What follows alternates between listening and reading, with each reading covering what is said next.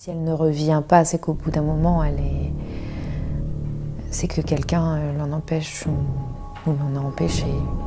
Je ferais plus cette hypothèse-là, de la mauvaise rencontre, d'une disparition qui serait plus criminelle. Qu'il lui soit arrivé le pire, que ce soit viol et ou meurtre, vraiment c'est la pire histoire possible.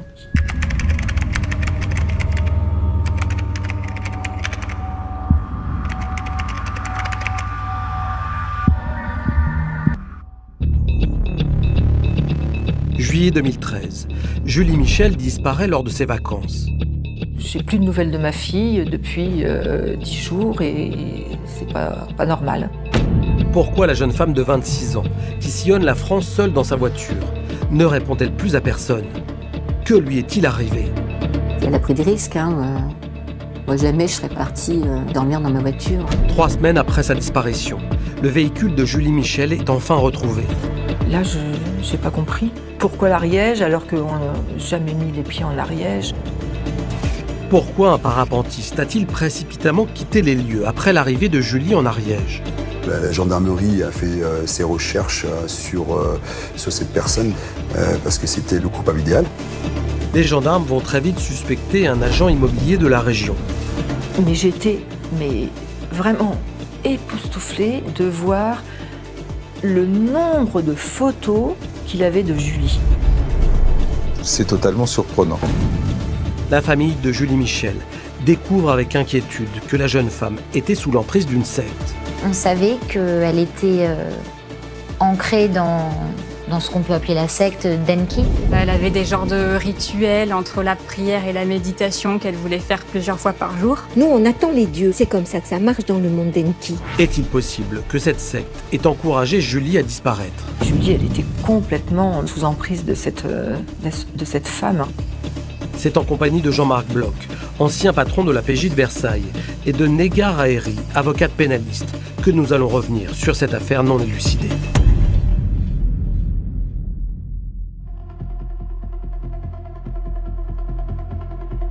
Fin juillet 2013, dans sa maison du centre-ville d'Auxerre, Betty Lefebvre est inquiète. Sa fille Julie, âgée de 26 ans, n'est pas rentrée de voyage comme prévu. Julie est partie en vacances rejoindre son ami et des copains à lui à Lacanau. Et donc là, c'était pour passer des vacances au bord de l'océan. Partie seule avec sa voiture, Julie souhaitait ensuite descendre plus au sud. Elle m'avait dit qu'elle partirait vers la côte basque et qu'elle reviendrait à Auxerre vers le 28-29 juillet. L'angoisse de cette mère de famille est d'autant plus importante que sa fille ne donne plus signe de vie depuis plusieurs jours.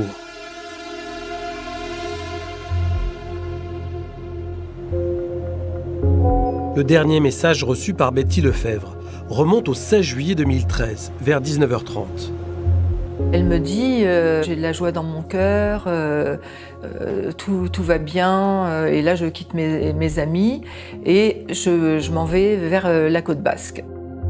Dans les jours qui suivent, Betty Lefebvre tente de joindre sa fille à de nombreuses reprises. Je continue à lui envoyer des petits messages, mais vraiment un petit cœur, des bisous.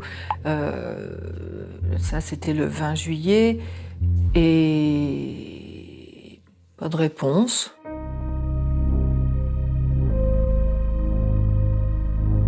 J'ai appelé la gendarmerie d'Auxerre en lui disant, j'ai plus de nouvelles de ma fille depuis 10 jours et c'est pas normal. On dit, c'est bon, elle est en vacances, elle est majeure, laissez-la tranquille, quoi. Laissez-la respirer. Betty Lefebvre finit par partager son angoisse avec Claire, la petite sœur de Julie.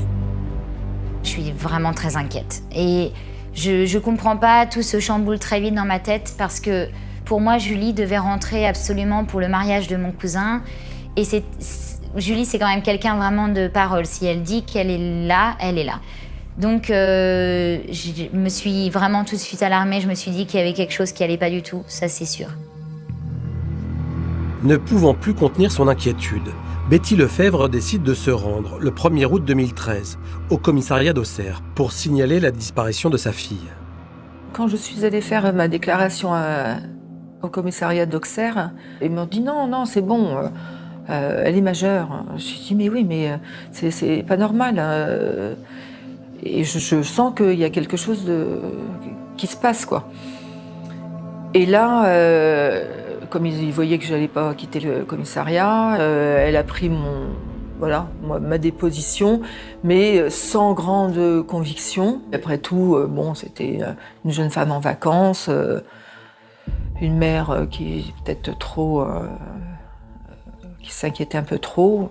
Donc non, j'ai pas eu l'impression la sensation d'être vraiment bien entendue.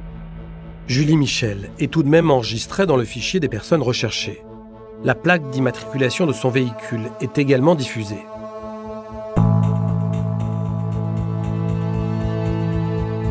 Les premières recherches permettent d'établir que la voiture de Julie Michel n'a été impliquée dans aucun accident de la route. Il est également vérifié qu'aucun hôpital français n'a admis la jeune femme. Alors où est-elle? Pourquoi ne répond-elle pas aux messages et appels de sa famille? 5 jours passent sans nouvelles jusqu'à ce que son véhicule soit enfin localisé dans un endroit très inattendu.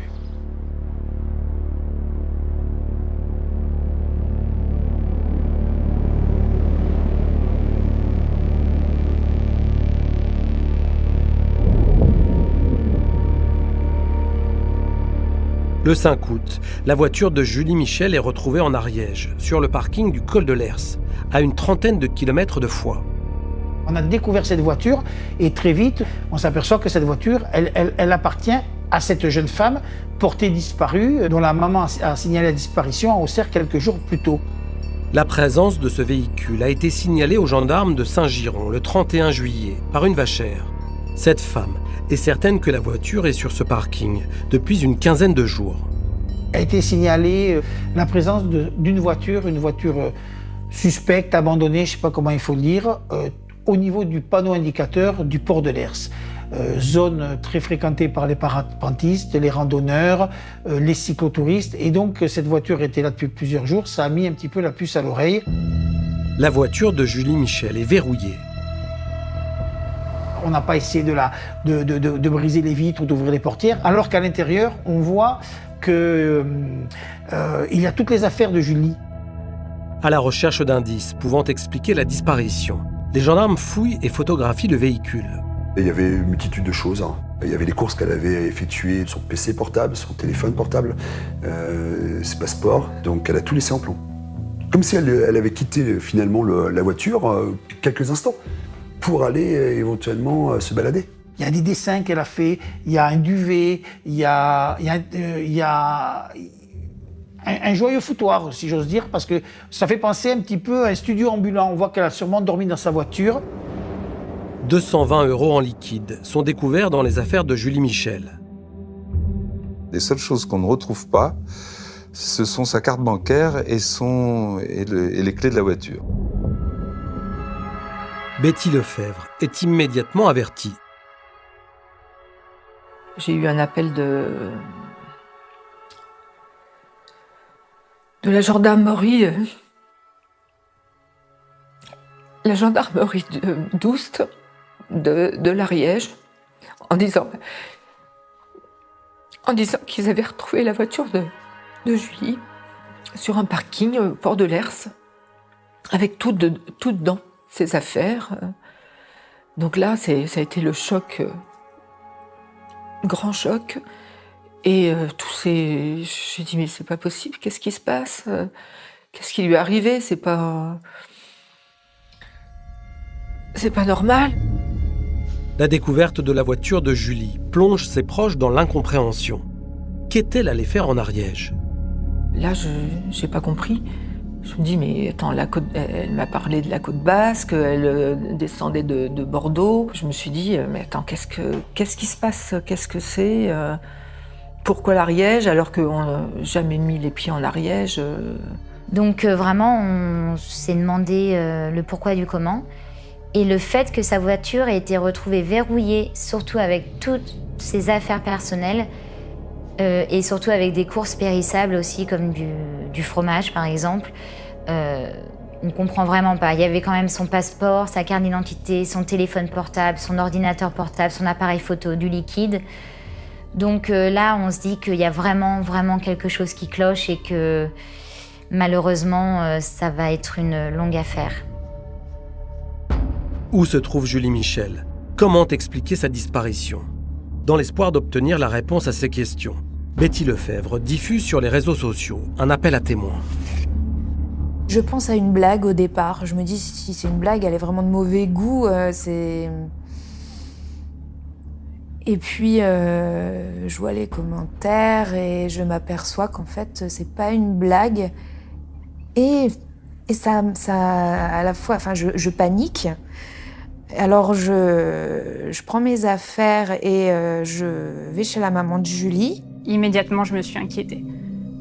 Je sais que c'est pas quelqu'un qui cesse de donner des nouvelles ou qui répond pas aux messages. Voilà, il y a quelque chose qui était pas normal. Elle a toujours été en contact avec sa famille, elle a toujours répondu. Il n'y avait pas de raison qu'elle ne réponde pas cette fois.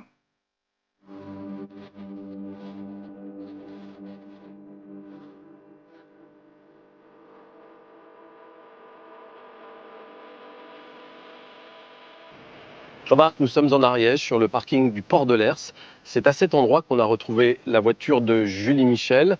Nous sommes à peu près 300 km du Pays Basque, où la jeune femme devait normalement poursuivre ses vacances. En tout cas, c'est ce qu'elle avait dit à sa mère.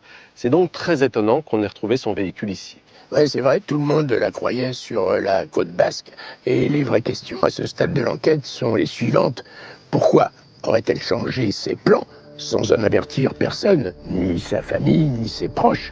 Pourquoi est-elle venue ici? C'est pas un endroit dans lequel on arrive par hasard. Avait-elle un rendez-vous secret? Et pourquoi était-il secret? Et puis enfin, pourquoi n'a-t-elle pas prévenu sa mère, dont elle est si proche? Elle lui téléphone régulièrement. Alors maintenant, les enquêteurs vont devoir s'attacher à établir quel a été le parcours de Julie Michel depuis son départ de Lacanau. La dernière conversation téléphonique que Julie Michel a eue avec sa mère date du 16 juillet. Ensuite, elle ne répond plus à ses SMS. Quelques jours plus tard, Betty Lefebvre décide d'appeler la gendarmerie qui lui répond « Elle est en vacances, elle est majeure, laissez-la tranquille, laissez-la respirer ». C'est tout de même très inquiétant que Julie ne donne plus de nouvelles depuis 10 jours. Betty Lefebvre est très inquiète et la réponse des gendarmes peut paraître un peu légère. Mais c'est vrai qu'elle a communiqué avec eux par téléphone et qu'elle n'a probablement pas su transmettre son inquiétude par ce moyen. Je crois que dans ce genre de situation, il faut mieux se déplacer pour avoir un contact physique avec les enquêteurs, policiers ou gendarmes, ce que fera Betty Lefebvre quelques jours plus tard. Les enquêteurs ont retrouvé le véhicule de Julie Michel, les portières verrouillées. À l'intérieur, un matelas, ses effets personnels, un peu d'argent et des courses alimentaires. Cela donne vraiment l'impression que Julie Michel est sortie de sa voiture volontairement et qu'elle comptait y revenir relativement rapidement. Bien sûr, ça donne cette impression, mais ce n'est pas la seule hypothèse. Je crois qu'il faut séparer la voiture de Julie Michel. La voiture est retrouvée ici, bien sûr, mais personne à ce stade de l'enquête n'a vu Julie Michel dans les parages. Donc il y a une autre hypothèse. Il se peut tout à fait que Julie Michel ait été agressée entre Lacanau et ici et que son agresseur, pour brouiller les pistes, soit venu garer cette voiture sur ce parking. Les investigations vont donc chercher à établir si quelqu'un a vu Julie Michel dans ce secteur et si elle était seule ou accompagnée. Les gendarmes engagent de vastes recherches autour du parking pour tenter de retrouver Julie Michel. Parallèlement, ils multiplient les auditions pour déterminer les circonstances de sa disparition. Il y a urgence à retracer avec précision l'itinéraire de la jeune femme depuis son départ en vacances.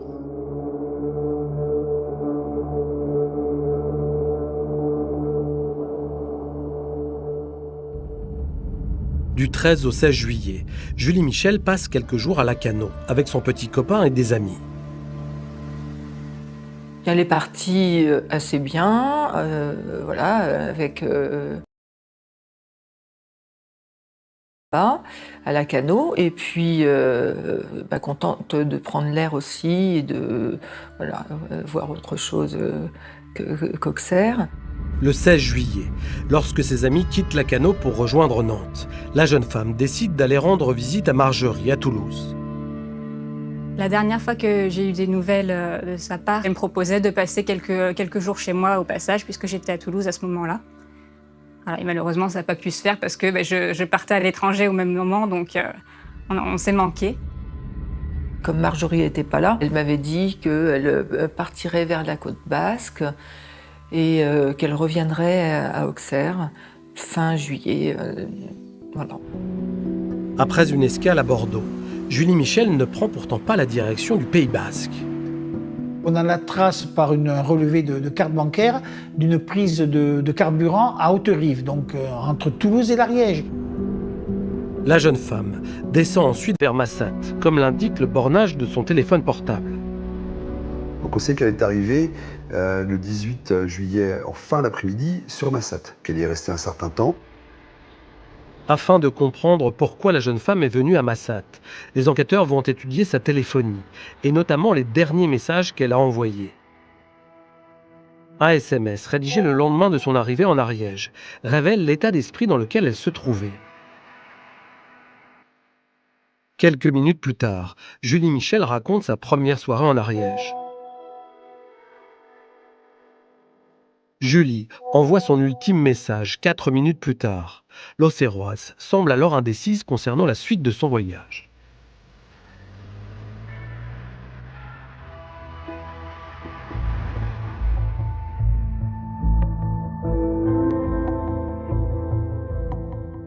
L'étude de la téléphonie de Julie Michel permet d'établir qu'il est 9h55 le vendredi matin 19 juillet 2013 lorsque son portable cesse d'émettre. Dans son dernier SMS envoyé à une amie, elle écrit « Je ne sais pas par quelle route je remonte, ni si je vais au festoche ce week-end ». Il semblerait donc qu'elle s'apprêtait à reprendre la route et à quitter l'Ariège.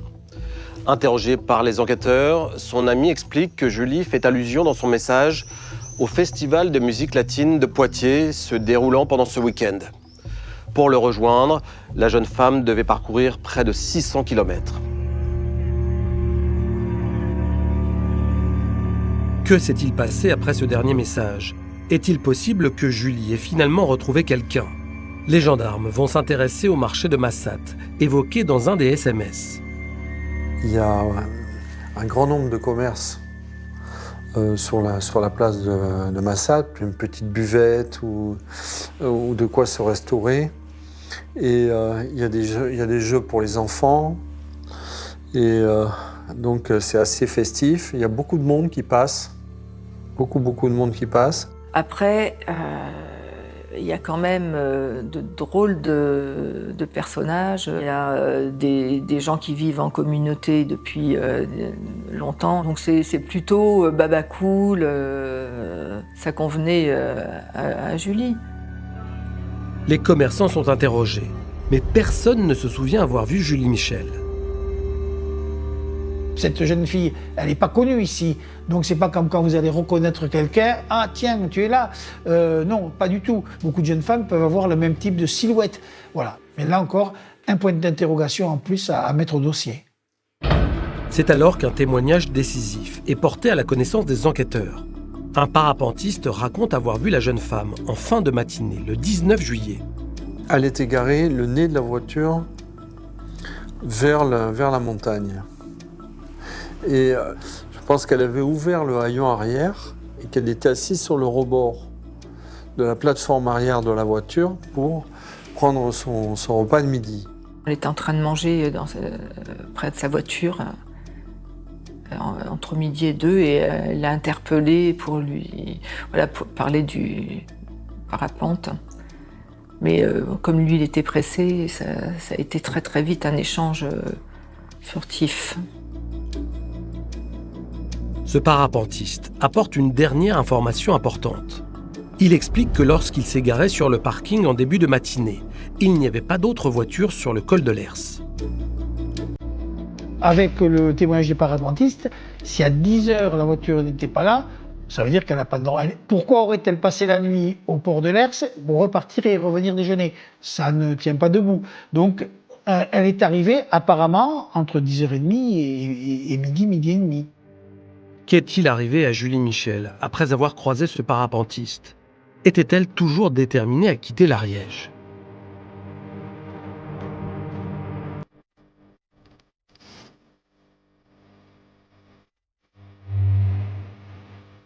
Jean-Marc, grâce à la téléphonie de Julie Michel, on découvre qu'elle a envoyé des messages à une amie pour la prévenir de son arrivée en Ariège. On sait donc maintenant qu'elle a changé volontairement son itinéraire de vacances et qu'elle s'est rendue a priori librement dans la région. Les gendarmes vont également établir qu'elle a passé la soirée à Massat et que c'est le lendemain matin qu'elle s'est rendue sur ce parking, celui du col de l'Hers, parking très fréquenté par des touristes. On découvre par ailleurs, grâce au témoignage du parapentiste, que Julie Michel était seule sur ce parking. Oui, ce témoignage est essentiel parce qu'il permet d'exclure l'hypothèse selon laquelle ce serait un tiers qui aurait abandonné la voiture de Julie Michel sur ce parking. Alors, comme on peut le constater, Jean-Marc, nous sommes dans un endroit magnifique, un site depuis lequel partent de nombreux chemins de randonnée. La première hypothèse à laquelle on peut penser, c'est celle de l'accident. Julie Michel serait partie marcher en montagne et aurait eu un accident mortel. Bien sûr, ça peut paraître tout à fait plausible, mais personnellement, je n'y crois pas, et pour 3 raisons. Quand on abandonne sa voiture sur un parking aussi fréquenté que celui-ci, on ne laisse ni objet de valeur ni argent à l'intérieur. Ensuite, quand on va se promener dans un endroit qu'on ne connaît pas, on prend avec soi son téléphone portable. Ça peut servir à se localiser ou à appeler au secours. Et puis enfin, dans un site aussi beau que celui-ci, on prend son appareil photo. On a envie de rapporter des souvenirs.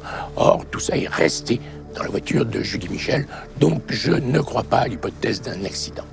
Alors que les recherches sur place se poursuivent, les gendarmes cherchent à cerner la personnalité de Julie Michel. Tous ses proches dressent le portrait d'une jeune femme libre, heureuse et généreuse. Sa disparition est pour eux un véritable mystère. Ça, c'est un petit bouquet que je trouvais par terre, alors je l'ai abandonné, je voulais pas le laisser abandonner. Regarde, un petit bouquet. Merci mon cœur.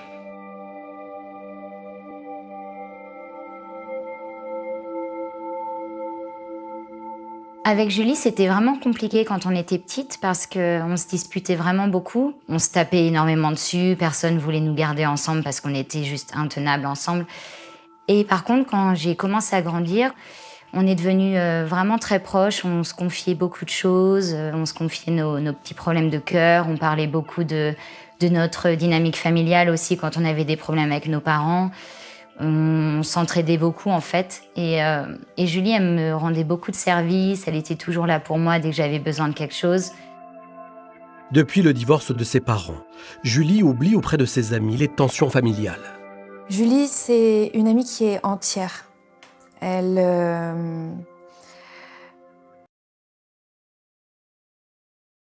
le dit, elle le montre.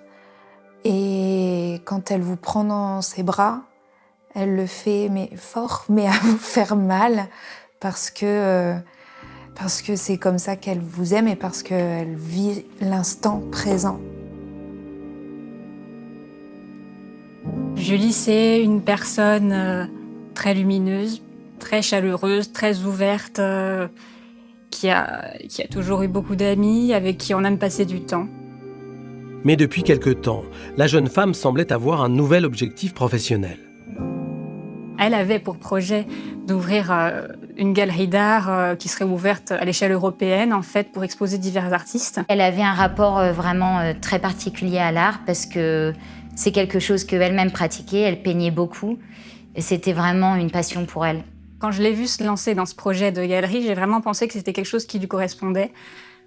J'ai vu qu'elle s'épanouissait dedans. Au moment de sa disparition, Julie Michel semblait tournée vers l'avenir. Pourtant, les enquêteurs ariégeois ne peuvent s'empêcher d'émettre un premier scénario terrible. Et si la jeune femme s'était suicidée ? Les gendarmes nous ont demandé si Julie était suicidaire, si elle était dépressive. Mais nous, c'est quelque chose qu'on exclut très rapidement avec ma mère parce que déjà, on s'est tout de suite dit que si elle avait voulu se suicider, peut-être qu'elle nous aurait envoyé des signaux, elle nous aurait laissé un mot. Franchement, les dernières années, elle avait l'air plutôt bien. 2012-2013, elle avait l'air d'avoir trouvé sa voie, justement. Elle avait l'air d'avoir des projets professionnels, d'avoir trouvé une sérénité. Il n'y avait absolument rien qui me laissait indiquer un mal-être particulier par rapport à d'habitude. Julie aimait la vie, elle était très ancrée dans la vie, c'est sûr et certain. Et elle trouvait, malgré les difficultés qu'elle pouvait traverser, elle trouvait toujours des moments de joie. Et elle s'entourait aussi d'amis. Enfin voilà, c'était quelqu'un qui était très entouré et très aimé.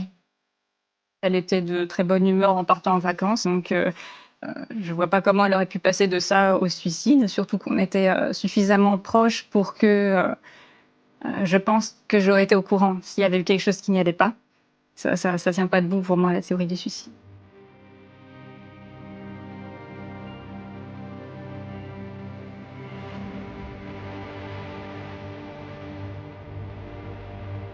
Les recherches s'organisent sur le parking du port de Lers et s'éloignent peu à peu du véhicule de Julie Michel. D'importantes investigations sont réalisées sur les chemins de randonnée et de chez elle, à Auxerre, Betty Lefebvre, la mère de la jeune femme, se tient informée, redoutant à chaque instant que l'on découvre le corps de sa fille.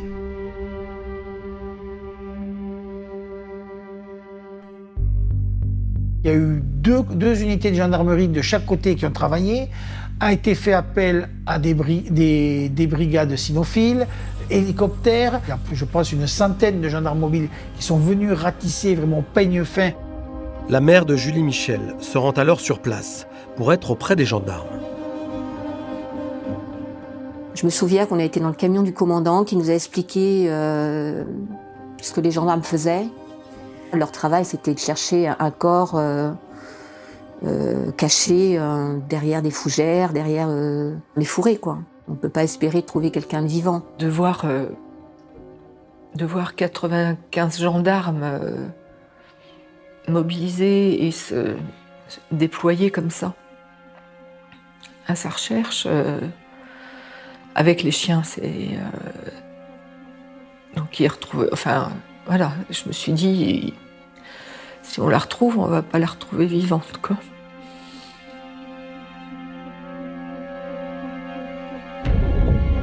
Mais Betty Lefebvre refuse d'attendre la découverte du corps de sa fille. À Massat, ville la plus proche du col de Lers, elle tente d'obtenir des informations.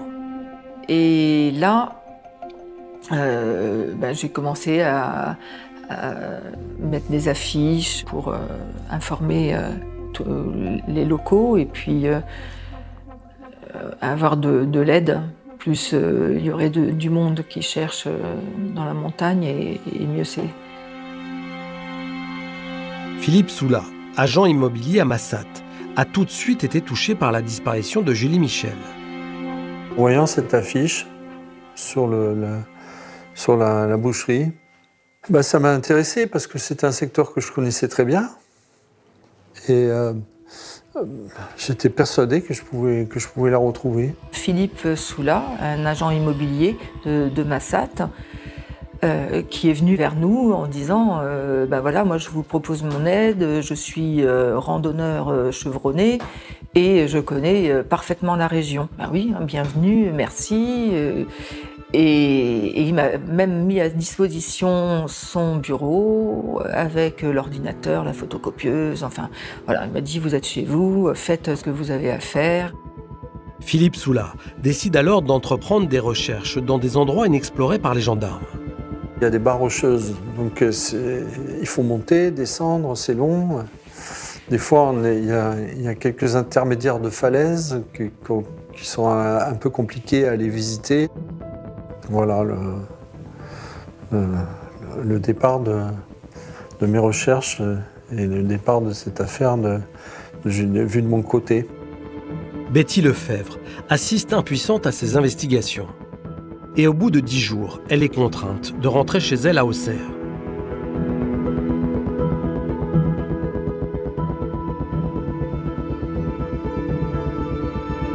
Je me suis dit, je l'abandonne, quoi.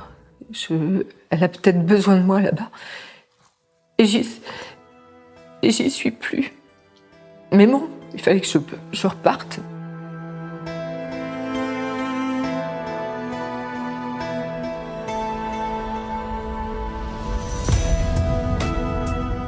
Égard dans chacune des affaires de disparition que nous traitons, on constate bien souvent qu'il est très difficile, lorsque la personne disparue est majeure, de réussir à mobiliser rapidement les services d'enquête. Quels conseils donneriez-vous aux familles qui sentent que l'absence d'un proche devient très inquiétante ? C'est vrai Arnaud que quand la personne disparue est majeure, ça peut être un handicap pour le démarrage d'une enquête pénale parce que la tendance, en tout cas dans un premier temps, des enquêteurs sera de croire que cette disparition est volontaire, que la personne a quitté son domicile volontairement. Signaler au service de police une disparition reste la première chose à faire, mais pour souligner la gravité de la situation, il serait pas mal de rassembler tous les éléments tendant à montrer que cette disparition n'est pas volontaire mais inquiétante. Par exemple, expliquer en quoi la personne disparue avait des rendez-vous qu'elle n'aurait manqué pour rien au monde, en quoi la personne n'aurait jamais quitté le bureau sans préavis et en quoi la personne disparue n'aurait jamais laissé ses amis sans nouvelles. Bref, autant d'éléments inhabituels prouvant que cette disparition est bien suspecte. Julie Michel est inscrite au fichier des personnes recherchées. Est-ce que vous pouvez nous dire ce qu'est ce fichier, qui est inscrit et qu'est-ce que cela déclenche comme investigation ? Le fichier des personnes recherchées, c'est un outil de travail utilisé par les gendarmes, les policiers, certains agents de l'État qui recensent toutes les personnes faisant l'objet soit d'une mesure de recherche, soit d'une mesure de contrôle et de surveillance. On y trouve donc des profils très variés. Il y a des mineurs en fugue, des évadés, des personnes représentant un danger pour la sûreté de l'État, les fameux fichiers S, et également des personnes dont la disparition est inquiétante, comme Julie Michel. Une fois le nom d'une personne inscrit, les enquêteurs ont l'obligation d'entamer des investigations, par exemple en demandant à consulter ses relevés bancaires ainsi que ses factures. Les nombreuses et vastes battues des gendarmes ne permettent pas de retrouver le corps de Julie Michel. Une information judiciaire pour recherche des causes de la disparition est ouverte au tribunal de grande instance de Foix. Comme habituellement, les randonneurs perdus ou blessés sont rapidement retrouvés, que rien ne prouve que Julie Michel est partie se promener dans la montagne. La piste de la mauvaise rencontre s'impose dans l'enquête. On rigole, et puis là, avec des gens qui en plus ne sont pas forcément du coin. Elle a pu accorder sa confiance à quelqu'un qu'elle ne connaissait pas et s'embarquer dans une histoire qui aurait mal terminé. Les gendarmes recueillent une information importante.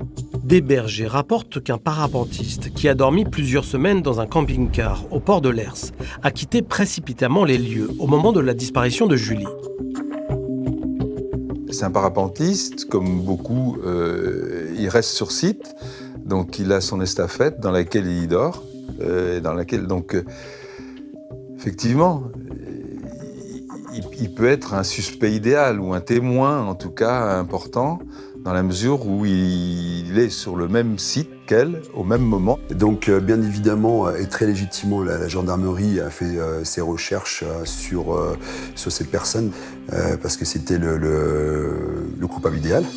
Grâce à la plaque d'immatriculation relevée par les bergers, les enquêteurs retrouvent rapidement le propriétaire de ce véhicule. Cet homme, que nous appellerons Nicolas, a 47 ans et vit en Haute-Garonne. 5 mois après la disparition de Julie, il est interrogé par les gendarmes. Il a dû justifier déjà de sa non-présence au moment des faits et de son emploi du temps. Nicolas explique qu'il est arrivé au port de Lers le 6 juin 2013. Il s'y rend tous les ans pour y faire du parapente. Mais cette année, il dit avoir quitté les lieux le 6 juillet. Je crois que tout a été fait, tant sur l'interrogatoire que sur les recherches faites dans son véhicule, que sur ses antécédents, sur les gens qui le connaissaient. Ses relevés de cartes bancaires ainsi que sa téléphonie sont étudiés. Et il apparaît que ce parapentiste n'était plus en Ariège au moment de la disparition de Julie Michel. On a éliminé cette piste, mais qu'il fallait effectivement prendre au sérieux, puisque on est quand même sur le dernier lieu identifié comme étant l'endroit où elle a été vue pour la dernière fois, et que forcément toutes les personnes qui ont pu la voir sur cet endroit ne sont pas forcément suspects, mais sont des témoins importants. Cela fait 6 mois que Julie a disparu. Où est-elle? Que lui est-il arrivé? Est-elle encore en vie? Si elle ne revient pas, c'est qu'au bout d'un moment, c'est que quelqu'un l'en empêche ou l'en a empêché. C'est assez décourageant de se donner autant de mal pour chercher, de faire tout ce qu'on peut et de rien avoir en retour, surtout avec le temps qui passe, parce qu'on sait que plus le temps passe, moins on a de chance de trouver des preuves ou d'avoir des réponses. Alors que l'attente se fait de plus en plus douloureuse, La famille de Julie Michel ne peut s'empêcher de penser au pire. La mauvaise rencontre, oui, pour moi, c'est le pire scénario, puisque ça veut dire qu'elle a été violentée par un inconnu et qu'on ne saura peut-être jamais.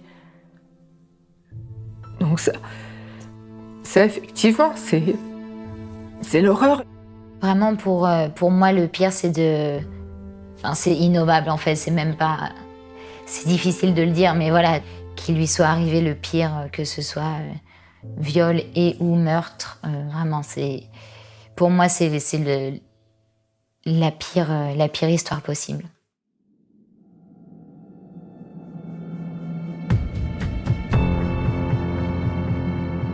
Rapidement, l'investissement exceptionnel d'un homme dans les recherches engagées pour retrouver Julie Michel va éveiller les soupçons des enquêteurs. Pourquoi Philippe Soula, agent immobilier de la petite commune de Massatte, est-il si présent dans les investigations? Pourquoi se renseigne-t-il autant sur l'affaire et les avancées de l'enquête?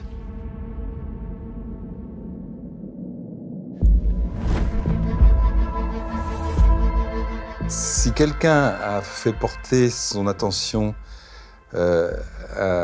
sur Philippe Soula, c'est bien moi. Qu'est-ce qui motivait Philippe Soula?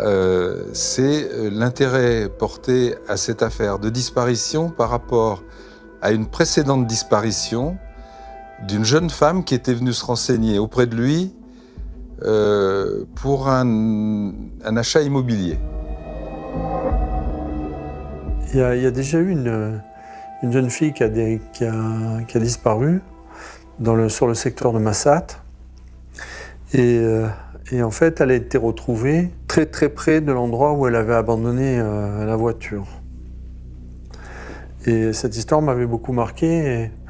Et à l'époque, il n'y avait pas eu de quadrillage, il n'y avait pas eu de recherche. Et donc, dans le cas de la disparition de Julie Michel, je voulais absolument participer de manière qu'il y ait des recherches plus intensives. Philippe Soula, tout au début, moi, il m'a semblé, c'est vrai que ça m'a paru bizarre que quelqu'un comme ça vienne spontanément. Bon, c'est vrai que j'avais fait les affiches, mais rechercher dans la montagne, ok, comme d'autres bénévoles l'ont fait. Mais alors après, c'était voilà, je vous mets mes bureaux à votre disposition, si vous avez besoin de ça, de ci, enfin. J'ai dit, bon, c'est gentil, et voilà, peut-être que oui, il en fait beaucoup, mais... Alors, effectivement, il a rendu des services, effectivement, il a participé, mais encore une fois, ça peut être une manière d'attirer les enquêteurs ou la famille sur des pistes qui vont les éloigner de celles qui pourraient le mettre en cause. Et c'est vrai qu'un jour, là, j'avais été donc chez lui avec ma belle-sœur et son fils. Et donc Philippe, il m'avait montré l'ordi où il faisait les affiches de Julie, et puis c'est quand même lui qui a créé le site. Mais j'étais vraiment époustouflée de voir le nombre de photos qu'il avait de Julie. Et là, j'étais un peu interpellée, quoi. J'ai dit, waouh. Les soupçons des gendarmes à l'encontre de Philippe Soula sont renforcés quand 3 mois après la disparition de Julie Michel, une femme porte plainte contre lui.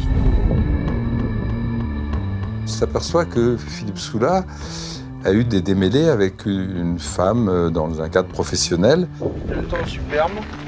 On sort de quelques jours un peu tristounés.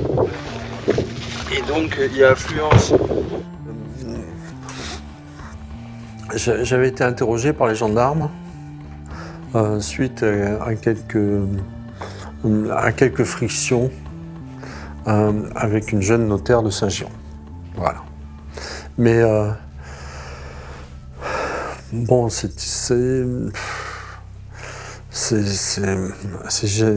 jamais été loin. Hein. Il n'y a pas eu de violence physique. Non. Il y a eu juste quelques violences verbales et une ou deux farces idiotes que je lui ai faites, mais bon, ça n'a pas été plus loin. La plainte de cette femme à l'encontre de Philippe Soula est finalement classée sans suite. Malgré tout, les gendarmes poursuivent leurs investigations autour de l'agent immobilier. J'ai été un peu suspect. Et ils ont quand même fait des vérifications sur mon téléphone, je pense, qui était ouvert sur la zone. J'ai été questionné sur mon emploi du temps. J'ai retrouvé le nom des personnes que j'ai rencontrées et j'ai retrouvé les dossiers que j'avais rédigés ce jour-là. Et donc, j'ai pu retrouver des choses très précises sur mes déplacements. Le 25 août 2015, 2 ans après la disparition de Julie Michel, le véhicule de Philippe Soula est passé au crible des experts. Ils ont passé ma voiture avec des produits, je sais pas quoi. Et il y avait des personnels habillés avec une tenue de cosmonaute là, qui cherchaient dans ma voiture. Bon, mais j'ai dit, bon, mais peut-être qu'ils font ça dans chaque enquête. Qu'ils en aient le cœur net, bon, ça m'était égal, moi. Je veux dire... Pourtant, différentes traces de sang sont révélées dans la voiture de l'agent immobilier.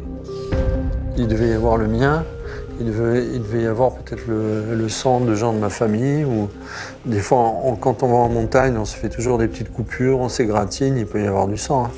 Et... où on se gratte une croûte machinalement. J'avais trimballé énormément de clients dans ma voiture, donc il peut y avoir des traces. J'avais trimballé des copains qui s'étaient blessés, dont un qui s'était coupé avec une débroussailleuse, qui s'était coupé très méchamment en plusieurs doigts, et qui a saigné comme un veau dans ma voiture.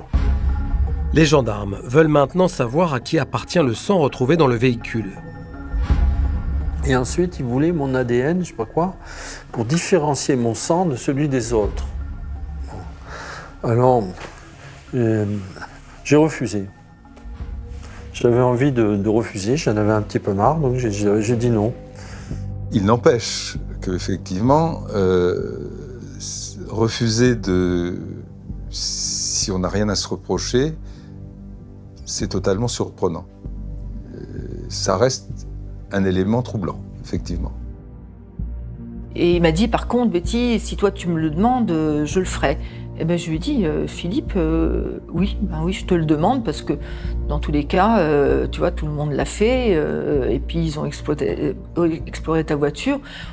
Vas-y, quoi. Enfin, il m'a dit, bon, ok, mais il l'a jamais fait, en fait.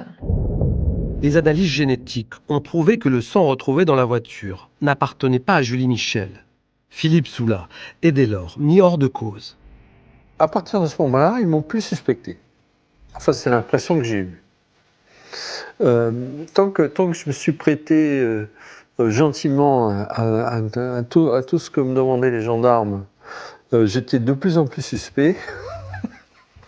Et les jours où je les ai envoyés sur les roses, j'étais plus suspect. Bon, voilà, enfin bon, de mon point de vue.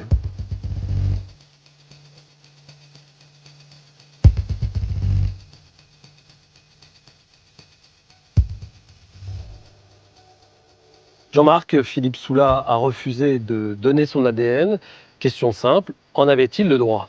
Quand on est en garde à vue, c'est-à-dire quand les enquêteurs ont recueilli un certain nombre d'éléments graves ou concordants qui laissent penser qu'on pourrait être l'auteur de l'infraction sur laquelle ils enquêtent, on doit se soumettre à cette mesure, sinon on commet un délit. En revanche, quand on est convoqué comme simple témoin, on peut s'opposer à l'exécution de cette mesure. Mais en s'y opposant, paradoxalement, Arnaud, on se rend suspect. Alors, au-delà de son refus de donner son ADN, Philippe Soula est suspecté en raison de son implication très active dans les recherches. Est-ce que vous comprenez que ce comportement puisse intriguer les enquêteurs? Oui, on le sait, les enquêteurs le savent dans plusieurs affaires. Certaines personnes qui s'impliquent très fortement dans les recherches, qui se rapprochent des familles, qui se rapprochent des enquêteurs, ne le font pas toujours par pure philanthropie. Certains veulent savoir quelles sont les orientations prises par l'enquête et certains peuvent chercher à trouver des parades si l'enquête s'oriente vers eux. Après avoir écarté l'hypothèse de l'accident puis celle du suicide, l'enquête s'oriente désormais vers la piste de la mauvaise rencontre. Dans ce cas, Jean-Marc, cela voudrait dire que Julie Michel aurait croisé son agresseur sur le parking du port de Lers. Oui, si cette hypothèse se confirme, ça ne va pas simplifier le travail des enquêteurs. On sait que sur ces parkings touristiques, les gens se trouvent là par hasard, ils s'y croisent par hasard et ne font pas spécialement attention les uns aux autres. Leur attention est attirée par la vue, par le site. Et puis certains viennent de loin, de très loin même, et n'ont pas entendu parler de la disparition de Julie Michel, alors qu'ils ont peut-être vu, observé quelque chose d'étrange, quelque chose de curieux. Cette émission non élucidée, nous le savons Arnaud, pourrait permettre à ces personnes de faire ce lien. La mère de Julie Michel désespère de ne pas avoir de nouvelles. Elle sait que les investigations des gendarmes ne donnent rien. Alors elle décide de fouiller les affaires de sa fille pour tenter de trouver une explication à sa disparition. Et elle va faire une découverte étonnante. Je vous souhaite un merveilleux Yule avec notre Enki Shiva, avec toutes nos déesses et tous nos dieux. Alors nos dieux n'ont pas de Yule en tant que tel sur Orion, mais ils fêtent le Yule terrestre. Je suis allée sur l'ordinateur dans sa session pour trouver des indices. Et là, voilà, on a trouvé des choses sur une secte à laquelle elle avait adhéré. Fanny Saber est alors présente aux côtés de Betty. Les deux femmes découvrent des échanges entre Julie et une certaine Brigitte. Cette dame me propose à Julie de venir rejoindre des gens pour vivre en osmose avec la nature, pour être libre. Dans les réponses apportées par Julie, elle dit qu'elle est très intéressée par le fait de partir. J'ai découvert les échanges de mails et Julie, elle était complètement en admiration et vraiment sous emprise de cette femme. Tout laisse à croire que cette femme est à la tête d'une organisation sectaire dédiée à un dieu prénommé Enki. L'acquisition du discernement est fondamentale. Ça fait 11 ans bientôt que je dis la même chose. Nous, on attend les dieux. Quand ils seront là, on saura quoi faire. Pour l'instant, on reste tranquillement à la maison. Si vous n'êtes pas capable de comprendre ça, il n'y a plus rien à faire pour vous. Qu'est-ce que vous voulez que je vous dise? C'est comme ça que ça marche dans le monde d'Enki. On va dire que on va l'appeler une gourelle, pour reprendre le terme, c'est-à-dire l'équivalent du gourou masculin, puisque la communauté qu'elle représente est réduite à quelques personnes en Belgique. Il y a, un leader, un dirigeant présent, un maître à penser, qui met sous emprise, si vous voulez, un individu et qui, petit à petit, donne des consignes de rupture de lien avec la société, avec la famille, avec le travail. Un peu plus d'un an avant sa disparition, Julie Michel commençait à assumer sa recherche de spiritualité. J'ai découvert son affinité pour tout ce qui était lié à Enki au mois d'avril 2012, quand elle est venue chez moi. Avant ça, jamais entendu parler. Et puis, c'est quand elle est arrivée chez moi, pendant une semaine, elle avait ses bougies, ses incantations. Elle avait des genres de rituels entre la prière et la méditation qu'elle voulait faire plusieurs fois par jour. J'avais déjà vu dans son appartement qu'il y avait des bougies. Et elle me disait, j'ai fait une prière pour toi. Je dis, ah bon? C'est-à-dire, j'ai parlé à Enki. C'est gentil, c'est flatteur. Enfin, je veux dire, je le prends bien. Moi, je trouve que que c'est chouette d'avoir pensé à moi. Elle disait que c'était son père et que c'était le Dieu Tout-Puissant et que vraiment c'était grâce à lui qu'on était sur Terre, que c'était grâce à lui qu'elle vivait. C'était... Elle le mettait vraiment sur un piédestal, c'était son Dieu à elle. Elle s'est mise à faire du yoga, mais à des heures très précises, puis d'une force incroyable. D'ailleurs, elle était après toute mince et bien musclée. Ma mère et ma sœur étaient à Londres et je me souviens, on se baladait dans un des quartiers de Londres et d'un coup, elle se met à regarder l'heure et elle se met à être vraiment en panique et elle se rend compte qu'en fait, elle devait faire une incantation, une prière. Et donc, elle se met en retrait dans une petite rue à Londres pour faire ses prières. Inquiète, la petite sœur de Julie Michel se renseigne sur cette secte. Mais le site, déjà, il était très mal fait. Enfin, c'était vraiment... je sais pas comment dire, mais c'était très amateur. Vraiment, il y avait un peu des animations de partout. C'était des couleurs un petit peu criardes, avec une police en italique. Enfin, ça faisait pas pro du tout. Pour moi, vraiment, en ouvrant le site, je me suis dit, ça sent l'arnaque. Les proches de la jeune femme l'ignoraient, mais Julie était réellement sous emprise. On savait qu'elle était ancrée dans ce qu'on peut appeler la secte d'Enki, mais j'aurais jamais pensé que c'était ancré à ce point-là. C'était quelqu'un qui était vraiment chamboulé et perdu. Et c'était pas la Julie que je connaissais d'avant. Se pose alors une question.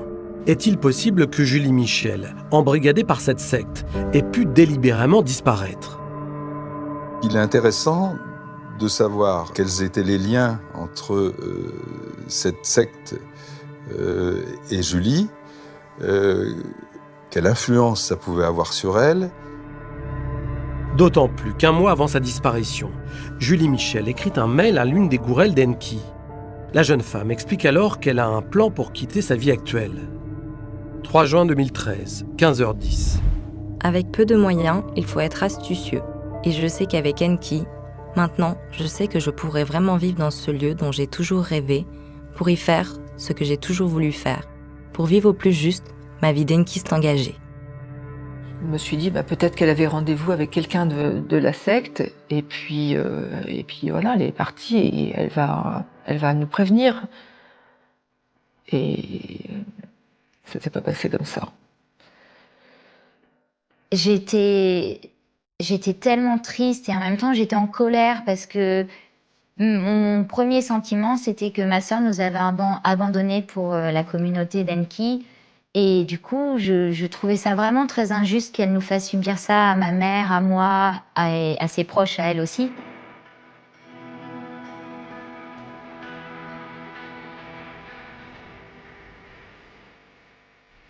Les gars, on l'a vu, Julie Michel s'était rapprochée avant sa disparition d'un mouvement sectaire. Est-ce que la notion de secte est juridiquement définie ? En France, Arnaud, en raison du principe impérieux de la liberté de conscience, d'opinion et de religion, le législateur a toujours refusé de définir juridiquement la secte. En revanche, ce que la loi tente de faire, c'est de prévenir les dérives sectaires, c'est-à-dire des situations dans lesquelles des individus de la secte, en général les créateurs ou les gourous, vont exploiter la suggestion physique et psychologique de ses membres et exercer sur eux une emprise dangereuse pour leur liberté individuelle. Est-ce qu'il est possible d'obliger quelqu'un à sortir d'une communauté sectaire si cette personne a décidé d'y vivre volontairement en coupant tous les ponts avec sa famille ? Non. Selon le principe de laïcité, énoncé dans la Déclaration des droits de l'homme et du citoyen, en vertu duquel on ne peut s'immiscer dans les croyances et opinions des autres, chacun bénéficie d'une liberté de conscience absolue. En conséquence, il n'est pas possible d'obliger une personne légalement à quitter une communauté sectaire, même si elle a décidé d'y vivre, en coupant les ponts avec ses proches. L'hypothèse d'un départ volontaire de Julie Michel pour rejoindre un mouvement sectaire est maintenant au cœur des investigations. Et très vite, l'enquête permet d'établir que la jeune femme s'est rendue à plusieurs reprises en Belgique pour rencontrer d'autres fidèles d'Enki, une divinité mésopotamienne. Elle m'avait parlé de ses rendez-vous avec, je crois que c'était une kinésiologue en Belgique. Elle m'avait dit qu'elle y était allée quelques fois et que ça lui faisait beaucoup de bien. C'était quelqu'un qui faisait de l'astrologie aussi, donc elle lui avait lu son thème astral. Après, ce qui me paraissait bizarre, c'est qu'elle aille jusqu'en Belgique pour le faire, alors qu'il y a des kinésiologues dans la région aussi.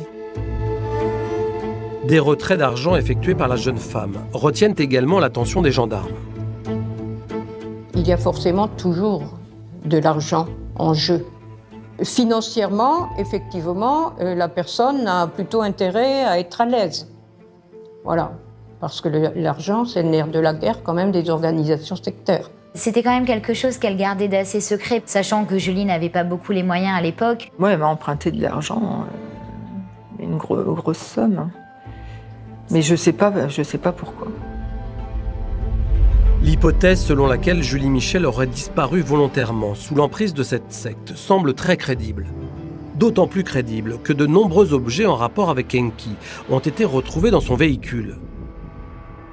Quand on a ouvert la voiture de Julie et qu'on a découvert toutes ces affaires de camping et toutes les bougies, la peinture, enfin tout qui concernait en fait la secte, cette adoration qu'elle avait pour Enki.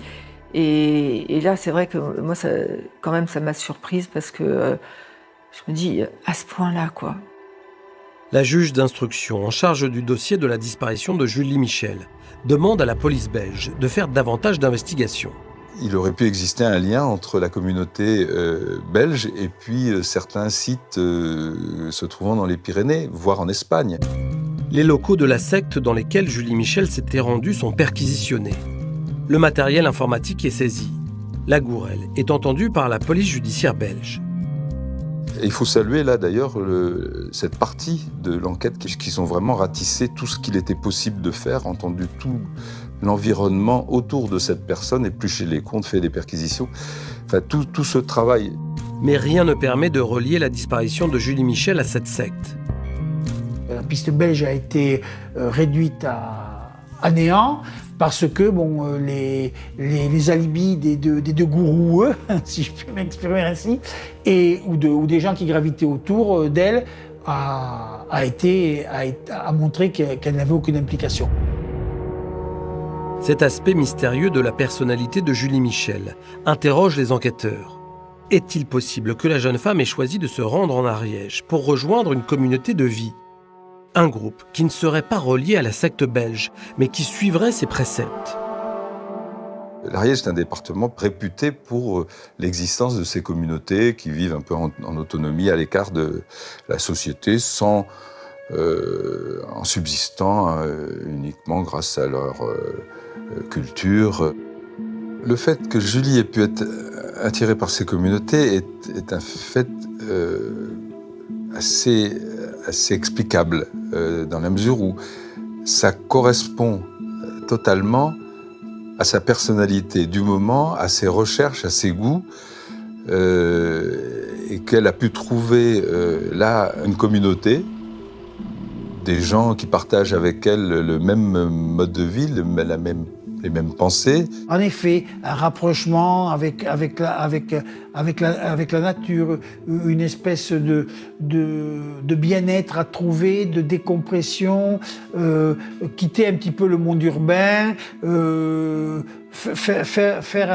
faire une espèce de break environnemental, mais aussi spirituel. Julie, elle allait vraiment dans cette direction parce qu'elle voulait s'acheter un petit terrain, avoir son potager et être un peu autosuffisante. Donc voilà, pour moi, ça faisait sens.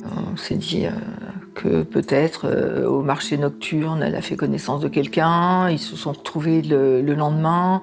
Et puis, comme elle était quand même de nature à faire confiance aux gens, on s'est dit, elle aurait pu suivre quelqu'un, et puis, comme c'était plein de communautés là-bas et qui vivaient justement comme elle l'entendait. Pendant des mois, des investigations sont réalisées parmi les camps néo-ruraux existant autour du port de Lers. Un travail relativement important a été fait par les gendarmes dans un certain nombre de sites. Ces groupes néo-ruraux sont connus des services de gendarmerie ou autres. Donc s'il y avait eu, je pense, un fragment de piste, ne serait-ce qu'un fragment de piste de ce côté-là ici, les choses auraient avancé. Ce n'est pas le cas.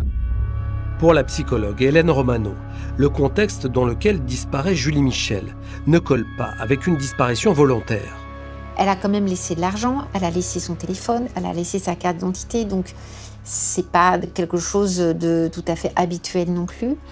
Ça me laisse plutôt penser à je ferme ma voiture, soit pour aller faire un petit tour, et à ce moment-là je croise quelqu'un, je pars avec lui, la mauvaise rencontre, où j'avais rendez-vous avec quelqu'un, mais pour m'absenter pas très longtemps, puisque j'ai quand même laissé de l'argent dans un endroit quand même assez isolé, et mes papiers d'identité.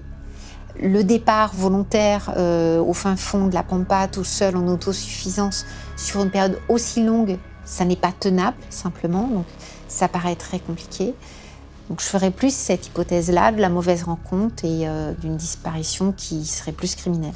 Elle nous aurait jamais laissé sans nouvelles, donc de ne pas nous prévenir sur du long terme comme ça, je pense pas. À partir du moment où les gendarmes et la police d'investigation a fait son travail par rapport à Enki et a découvert que finalement il n'y avait pas de secte à proprement parler, c'est là où on s'est dit tout de suite qu'il y avait vraiment quelque chose qui allait pas et que si c'était pas la secte, c'était forcément quelque chose de grave qui lui était arrivé.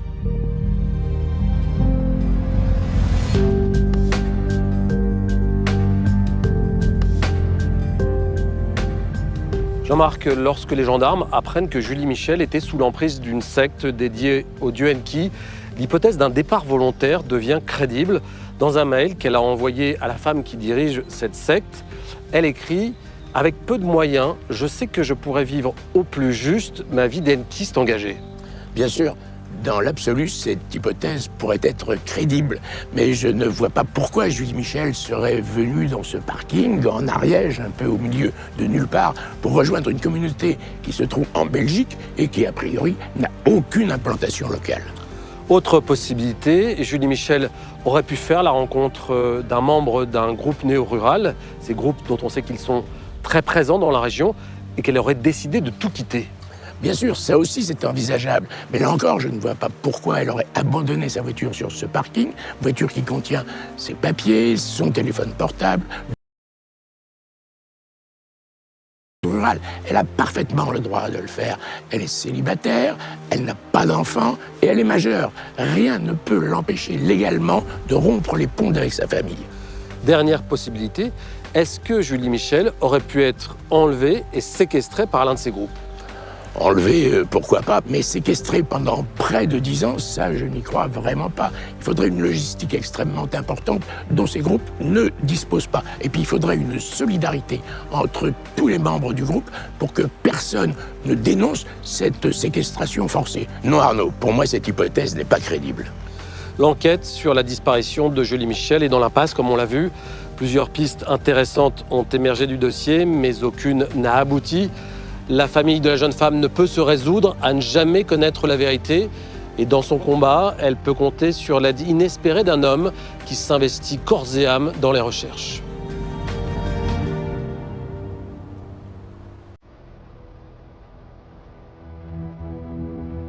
J'ai pris connaissance de l'affaire en 2015. Et c'est justement en s'arrêtant sur le parking du port de Lers, j'ai pu apercevoir, observer la petite pancarte qui mentionnait la disparition de Julie Michel. Alors ça m'avait intrigué, j'ai pris une photo. Et j'ai été happé à partir de ce moment-là par l'histoire, et c'était en 2015. Depuis, David Duval revient tous les étés sur les lieux de la disparition.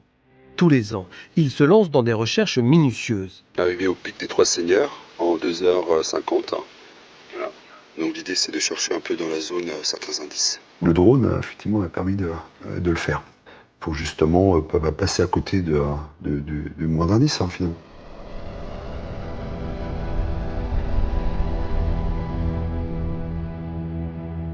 Et pour mener ses recherches dans les failles inaccessibles, David Duval met au point une caméra capable de descendre dans les cavités. Et ce qui manquait, qui pêchait beaucoup sur les recherches de gouffres, c'est le manque de luminosité. Il a fallu mettre un dispositif adapté pour générer une lumière très importante. Donc trouver les batteries, trouver les lumières existantes et puis monter tout ça dans un système qui ne va pas allumer la caméra, qui va être transportable et qu'on va facilement utiliser dans les recherches de gouffres ou d'anfractuosité. Et ça a été un outil indispensable pour les recherches et pour écarter l'hypothèse de l'accident de Julie qui aurait pu tomber effectivement dans un gouffre. Cette caméra a permis à David Duval de retrouver de nombreux ossements. Il y a des restes d'animaux, on en voit de petite taille, donc on ne passe pas à côté en général, on les voit bien.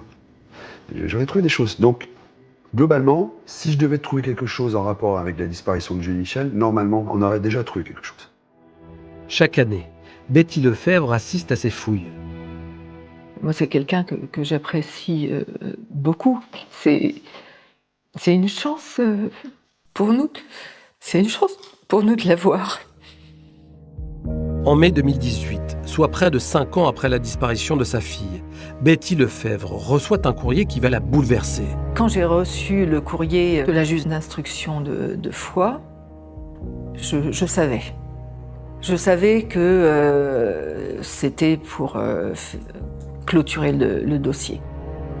Quelques semaines plus tard, la magistrate convoque une dernière fois la mère de Julie Michel.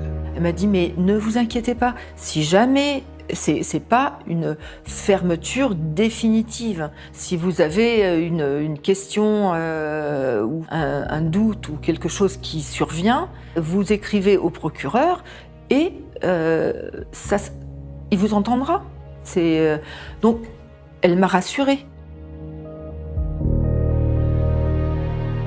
Après la clôture de l'information judiciaire sur la disparition de Julie Michel, sa mère continue d'essayer de récolter des témoignages pour savoir ce qui est arrivé à sa fille. C'est alors qu'une femme se manifeste en affirmant détenir des informations capitales.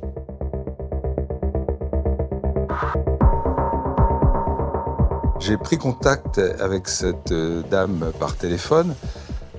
Alors, il est clair qu'on a affaire à quelqu'un d'assez spécial. Il n'empêche que tout ce qu'elle déclare a une certaine cohérence. Et donc là est évoqué un jeune homme qui aurait déclaré avoir rencontré une jeune femme et avec laquelle il serait passé quelque chose de grave et qui l'aurait amené à téléphoner à des amis qui se trouvaient sur le site en Ariège avec lui, quelque chose de très grave qui serait passé.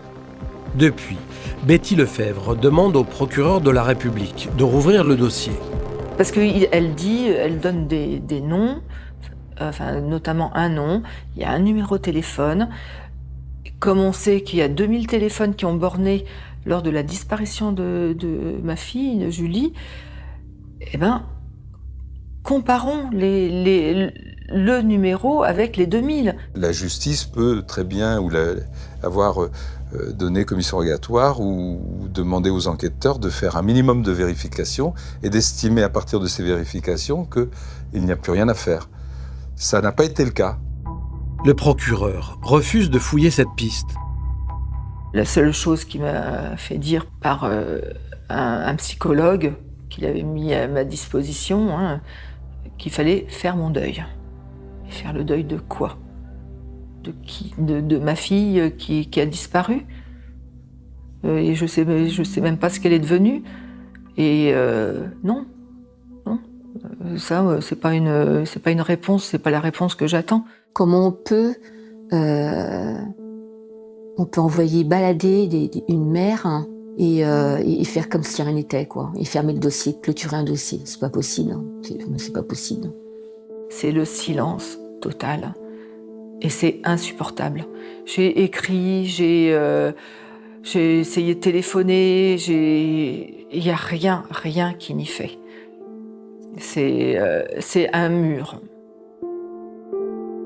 Dans sa dernière lettre, Betty Lefebvre supplie une nouvelle fois le magistrat de bien vouloir s'intéresser à ce témoignage. Monsieur le procureur, j'ai donc l'honneur de vous demander de bien vouloir réouvrir l'information clôturée. Ma demande me semble légitime, car l'on ne peut pas ignorer une piste qui pourrait constituer le point de départ de nouvelles investigations pour avancer dans la recherche des causes de la disparition de ma fille. Vous comprendrez que ce doute m'est insupportable. Je compte donc sur vous pour l'éclaircir. Je continuerai à faire toutes les démarches et trouverai les aides nécessaires pour enfin savoir. Dans l'espoir que ma demande sera entendue, je vous prie d'agréer, monsieur le procureur, mes salutations distinguées.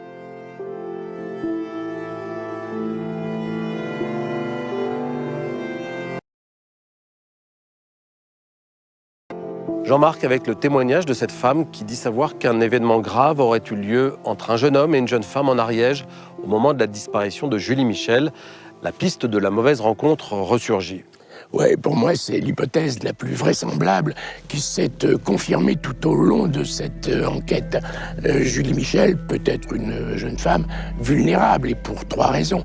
D'une part, elle aime bien les modes de vie non conventionnels.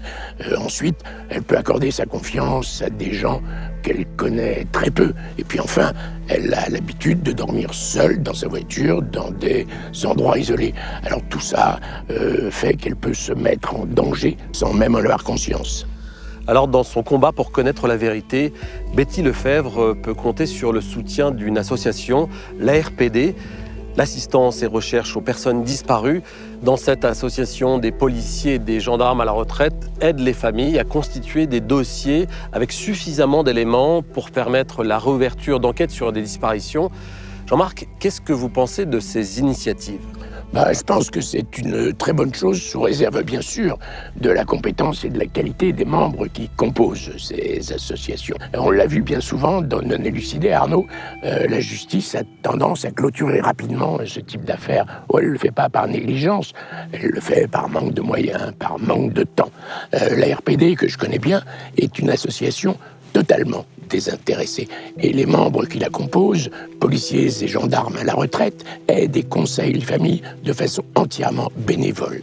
Je sais, Jean-Marc, que vous connaissez bien l'ancien commissaire Philippe Foltet, qui enquête sur la disparition de Julie Michel. Je crois même que vous avez travaillé avec lui. Oui, mon ami Philippe Foltet est un vrai professionnel de l'enquête. Je connais sa rigueur, son sérieux et son humanité.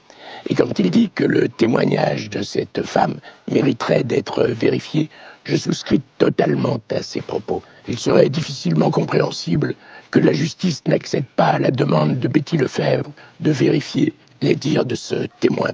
Aujourd'hui, encore plus qu'hier, socialement, il me paraît indispensable que la justice mette tout en œuvre dans ce type d'affaires pour rechercher la vérité.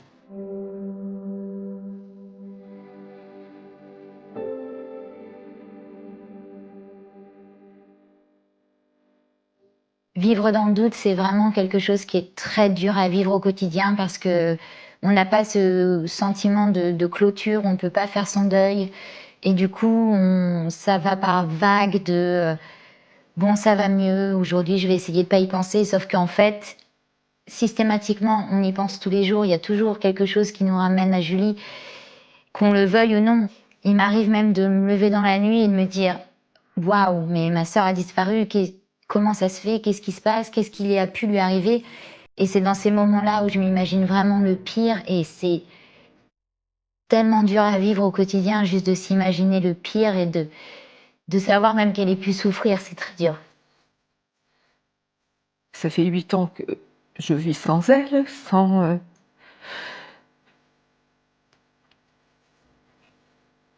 J'espère qu'on la retrouvera. Et ça, je sais pas. J'espère encore.